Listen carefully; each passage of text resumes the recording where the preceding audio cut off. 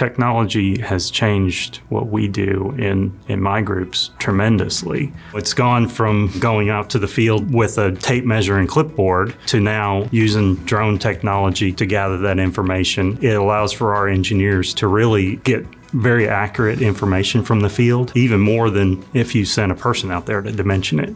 Site360 has a huge impact on the other groups that I manage.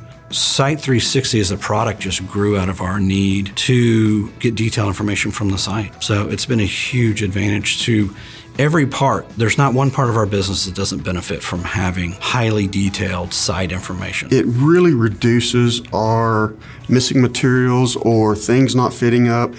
These are things that are extremely costly for my group. I think what we have learned over these last 25 years, you can't just sit on your laurels and expect that to keep happening. We do have our head on a swivel all the time. Technology and new things in the engineering and construction world are places that are easy to go to and incorporate into your business and generate opportunities.